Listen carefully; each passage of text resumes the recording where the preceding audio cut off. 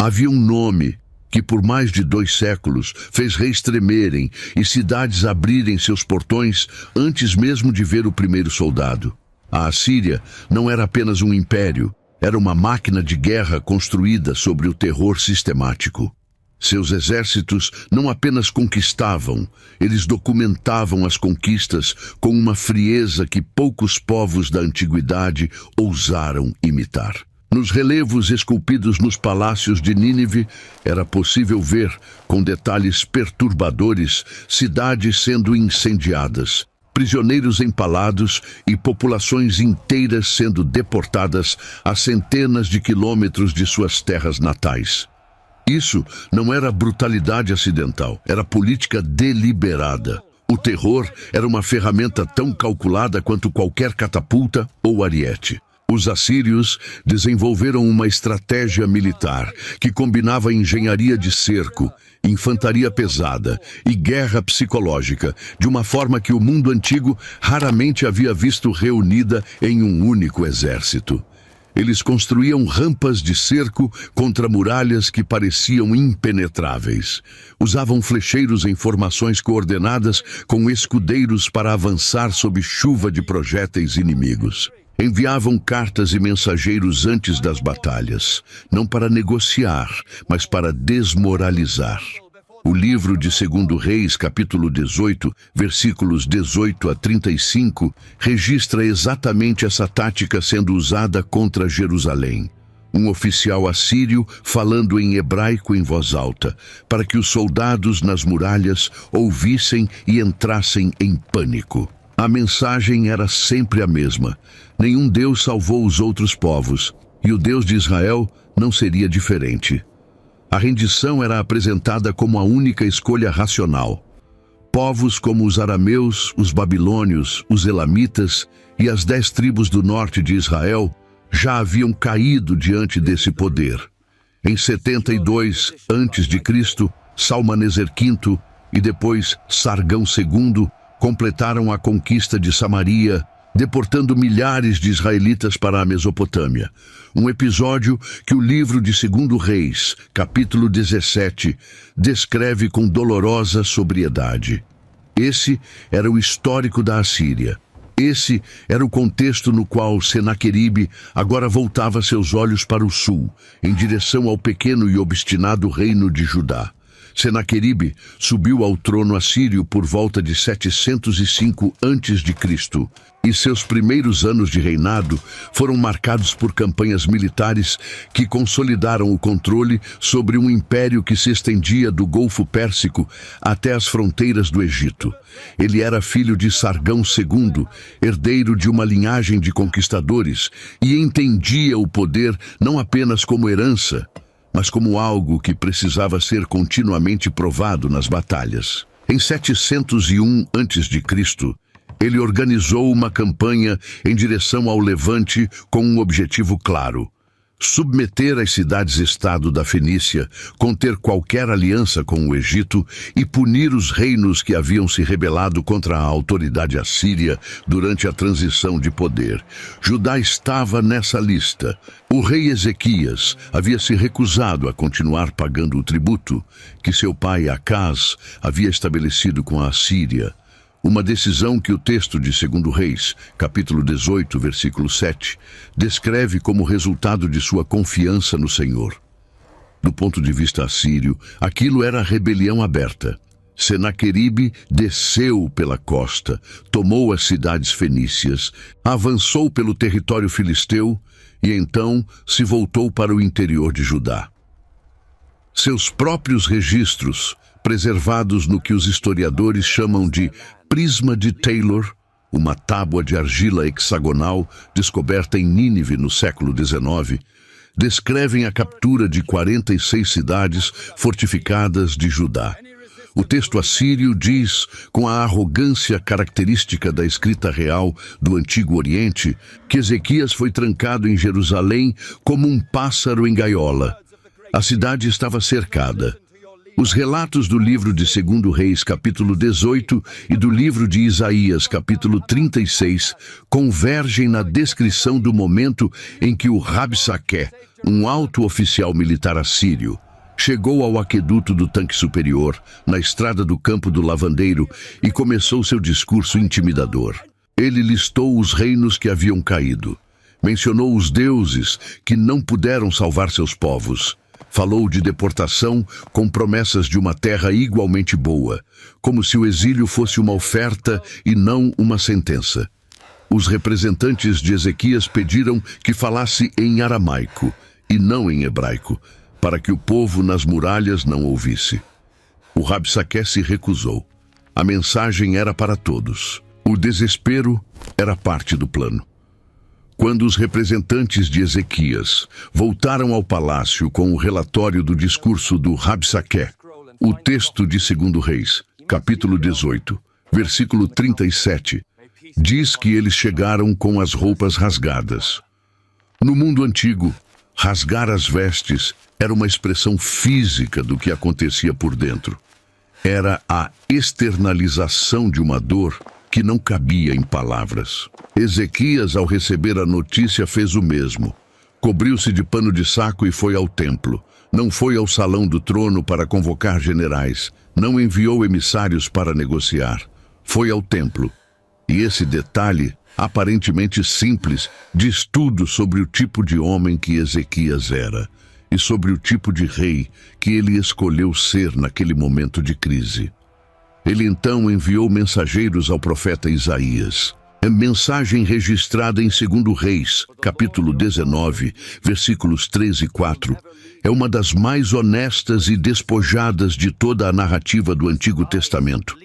Este dia é dia de angústia, de castigo e de blasfêmia. As crianças chegaram até o ponto do nascimento, mas não há força para dar à luz. Era uma imagem brutal, a de uma mãe em trabalho de parto sem forças para concluir. Ezequias não estava usando retórica religiosa. Ele estava descrevendo com precisão clínica e poética ao mesmo tempo a sensação de estar no limite absoluto. A cidade não tinha como reagir militarmente. O exército assírio era infinitamente superior, e ele sabia disso.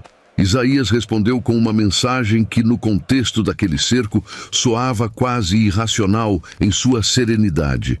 Segundo o capítulo 19 de 2 Reis, versículos 6 e 7, o profeta disse que Ezequias não deveria temer as palavras que havia ouvido, que o rei da Assíria receberia um espírito e voltaria para sua terra, onde cairia pela espada, sem explicações sobre como, sem detalhes sobre quando. Apenas a palavra profética lançada contra a maior potência militar do mundo conhecido. E então veio uma segunda carta de Senaqueribe, mais arrogante ainda, listando mais reinos destruídos, desafiando o Deus de Israel a se provar diferente dos deuses que não puderam salvar seus povos. Foi diante dessa segunda carta que Ezequias tomou a atitude que selaria o destino daquela noite. Ezequias pegou a carta de Senaqueribe, subiu ao templo e a estendeu diante do Senhor. Esse gesto, registrado em 2 Reis, capítulo 19, versículos 14 e 15, é um dos mais carregados de significado em toda a narrativa do Antigo Testamento. Ele não convocou conselheiros para analisar o documento. Não reuniu seu Estado-Maior para elaborar uma resposta diplomática. Levou o papel, com suas ameaças, sua arrogância e seu desafio explícito a Deus, e o colocou fisicamente diante do altar. Era como se estivesse dizendo: esta questão é maior do que eu. E ao reconhecer isso, ele não estava demonstrando fraqueza. Estava demonstrando uma lucidez rara entre os reis de seu tempo, a capacidade de distinguir entre o que estava dentro do seu alcance e o que estava além dele. A oração que se seguiu, preservada nos versículos 15 ao 19 do mesmo capítulo, não é uma oração de desespero. É uma oração de teologia clara e coragem deliberada. Ezequias começa reconhecendo quem é o Deus a quem fala: o Senhor dos Exércitos, o Deus de Israel, aquele que está entronizado acima dos querubins, único sobre todos os reinos da terra, Criador do céu e da terra. Ele não começa pelo problema, começa pela grandeza daquele a quem se dirige. Em seguida, reconhece abertamente que os assírios de fato destruíram outras nações e queimaram seus deuses, mas acrescenta que esses eram deuses feitos por mãos humanas, madeira e pedra, e por isso podiam ser destruídos.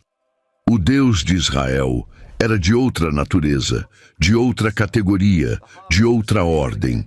E então vem o pedido: livra-nos da mão dele, para que todos os reinos da terra saibam que só tu és o Senhor. O pedido não era apenas pela sobrevivência de Jerusalém. Era pelo testemunho que aquela sobrevivência representaria diante do mundo. Isaías enviou uma resposta depois dessa oração.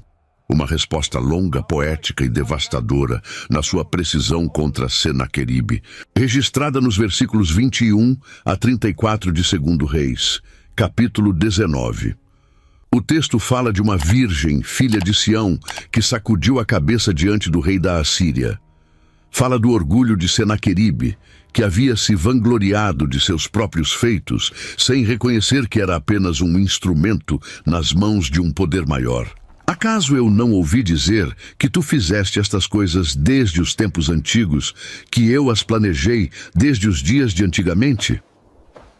A voz divina, no texto profético, confronta o rei assírio com uma realidade que invertia toda a sua narrativa de conquista. Ele não era o senhor da história. Era um personagem dentro de uma história que não havia escrito e que não controlava. E a história estava prestes a virar. O versículo 35 do capítulo 19 de 2 Reis é um dos mais secos e impactantes de toda a Escritura. Não há preparação dramática excessiva, não há descrição de batalha. O texto simplesmente diz: e aconteceu naquela mesma noite que o anjo do Senhor saiu e feriu no arraial dos assírios 185.000 homens. E, quando se levantaram de manhã cedo, eis que todos eles eram cadáveres. 3 frases: 185.000 mortos, uma noite. A contenção narrativa do texto hebraico nesse momento é ela mesma uma forma de comunicar o que aconteceu. Não houve combate que pudesse ser descrito, não houve confronto que merecesse ser narrado. Houve uma ação que não pertencia à lógica da guerra humana e que, por isso mesmo, não cabia nos moldes da narrativa de batalha. Quem ou o que era esse anjo do Senhor é uma questão que atravessa toda a teologia do Antigo Testamento. A expressão hebraica usada no texto, Malach Yahweh, aparece em dezenas de contextos diferentes ao longo das Escrituras, e seu significado vai desde um mensageiro celeste até uma manifestação direta da presença divina. Em Êxodo, capítulo 3, versículo 2, é o anjo do Senhor que aparece a Moisés na sarça ardente. Em Juízes, capítulo 13, é ele que anuncia o nascimento de Sansão. Em Números, capítulo 22, é ele que bloqueia o caminho de Balaão com uma espada desembainhada. Em cada um desses casos, a presença desse ser está associada à intervenção direta de Deus em momentos de virada histórica. O que aconteceu no arraial assírio não foi o trabalho de uma força natural disfarçada de milagre. Foi uma ação deliberada, precisa e absoluta. O texto não diz que os soldados adoeceram lentamente. Não diz que foram acometidos por uma epidemia que se espalhou durante dias. Diz que na manhã seguinte, quando os sobreviventes se levantaram, encontraram os corpos. A noite aconteceu. O exército dormiu. E algo passou pelo acampamento que nenhum sentinela viu, nenhuma guarda registrou, nenhum sobrevivente conseguiu descrever. O silêncio da ação é parte da mensagem. O Deus que Senaqueribe havia desafiado por escrito, que havia colocado no mesmo nível dos ídolos de madeira e pedra, respondeu não com um discurso, não com uma batalha visível, mas com uma passagem silenciosa pela madrugada assíria, que deixou 185 mil homens sem vida antes do amanhecer. Imagine o que foi aquela manhã dentro de Jerusalém. A cidade havia passado dias, talvez semanas, sob a sombra do cerco assírio. Os habitantes acordavam com a certeza de que o exército mais poderoso do mundo estava do lado de fora das muralhas, esperando o momento certo para entrar. As rações eram contadas, as conversas eram carregadas, as crianças ouviam os adultos falando em voz baixa sobre o que havia acontecido com Samaria, com Laquis, com as 46 cidades de Judá que o prisma de Senaqueribe lista com orgulho. E então chegou a manhã em que alguém olhou da muralha e viu o que não esperava ver. Não um exército em formação de ataque, não máquinas de cerco sendo posicionadas, mas corpos. Silêncio. E mais corpos. A escala do que havia acontecido precisava ser processada. 185 mil é um número que desafia a imaginação mesmo para padrões modernos. Para contextualizar, a Batalha de Waterloo, um dos confrontos mais sangrentos das guerras napoleônicas, resultou em aproximadamente 50 mil baixas combinadas entre todos os lados envolvidos ao longo de um dia inteiro de combate. O que aconteceu no arraial assírio naquela noite, sem batalha, sem luta, sem resistência, superava isso em mais de 3 vezes e ocorreu em questão de horas, na escuridão, sem que ninguém dentro de Jerusalém ou fora dela tivesse qualquer participação no resultado. O texto de 2 Reis, capítulo 19, versículo 36, registra o que aconteceu a seguir com a mesma secura narrativa. Então Senaqueribe, rei da Assíria, partiu, foi embora, voltou e ficou em Nínive. Ele foi embora, sem termos de rendição negociados, sem tributo exigido, sem prisioneiros levados, sem a entrada triunfal em Jerusalém, que havia sido o objetivo de toda aquela campanha. O homem que havia mandado cartas desafiando o Deus de Israel, que havia listado reinos destruídos como troféus de sua própria invencibilidade, simplesmente foi embora. O prisma de Taylor, curiosamente, confirma isso à sua maneira. Ele descreve a campanha contra Judá e o cerco a Jerusalém, menciona tributos enviados por Ezequias, mas em nenhum momento registra a conquista da cidade. Para um documento de propaganda real assíria, cujo propósito era celebrar vitórias, o silêncio sobre o desfecho do cerco é eloquente. Registrar o que aconteceu naquela noite estava além do vocabulário de qualquer escriba a serviço de Senaqueribe. A destruição do exército assírio diante de Jerusalém não é um evento preservado apenas nas páginas das Escrituras.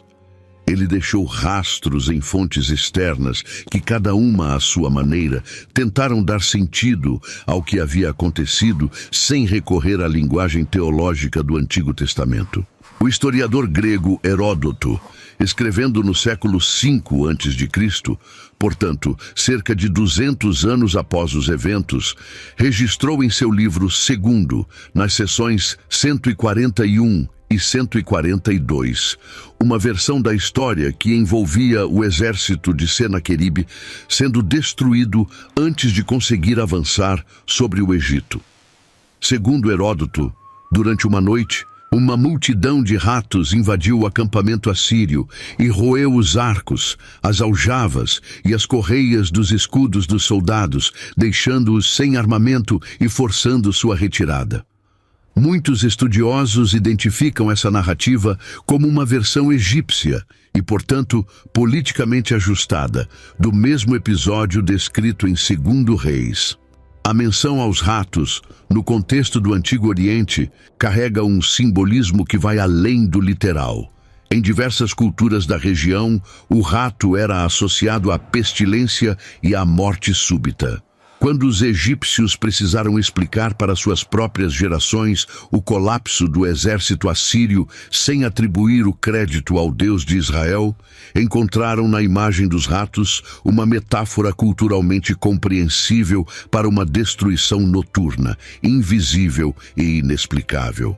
O fato de que tanto a narrativa bíblica quanto a tradição preservada por Heródoto convergem no mesmo ponto, Um exército assírio destruído durante a noite, sem batalha convencional, antes de conseguir cumprir seu objetivo, é significativo. As explicações diferem. O evento central é o mesmo. O prisma de Taylor, mencionado anteriormente, acrescenta outra camada a esse quadro. Esse documento assírio, escrito por ordem do próprio Senaqueribe para registrar suas campanhas militares, descreve em detalhes a destruição de cidades judaicas, a pressão sobre Jerusalém e os tributos enviados por Ezequias. Mas termina abruptamente sem registrar a conquista da capital. Arqueólogos e historiadores que estudaram o documento apontam que a ausência de um registro de vitória sobre Jerusalém em um texto de propaganda real, cuja função era celebrar conquistas, é ela mesma uma forma de evidência. Os escribas assírios eram mestres em transformar retiradas em reorganizações estratégicas e derrotas em vitórias parciais. Mas sobre o que aconteceu diante de Jerusalém, o silêncio foi total. Havia algo naquela noite que nem a retórica imperial conseguia remoldar em narrativa de glória. O que aquela noite deixou para as gerações seguintes não se mede apenas em termos militares ou históricos. Ela deixou algo mais duradouro, uma evidência gravada na memória coletiva de Israel sobre a natureza do Deus em quem Ezequias havia confiado.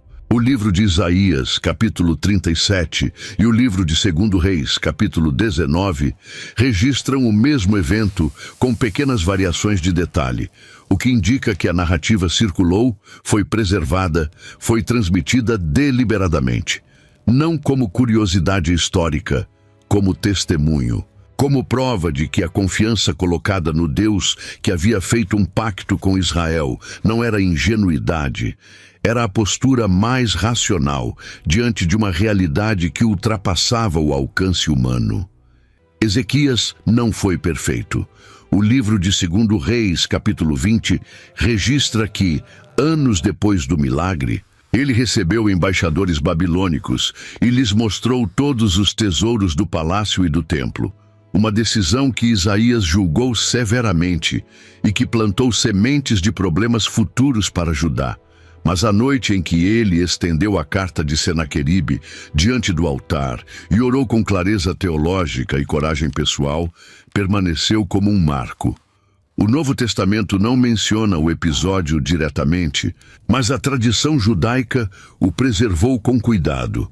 O Talmud babilônico, no Tratado Sanhedrin, lista a destruição do exército de Senaqueribe entre os grandes atos de salvação divina na história de Israel. E não é difícil entender por quê. Aquela noite demonstrou que o poder que ameaça, intimida e cerca não é necessariamente o poder que decide. Há uma pergunta que esse episódio coloca para qualquer pessoa que o lê com honestidade. Não é uma pergunta teórica. É uma pergunta que encontra cada leitor no ponto específico de sua própria história. Quando a carta chegou, quando a ameaça se tornou concreta, quando os números não fechavam e as opções haviam se esgotado, Ezequias a levou ao templo. Não a guardou, não a ignorou. Não fingiu que não era tão grave quanto parecia. Ele olhou para o problema com clareza total e então o colocou diante de algo maior do que ele.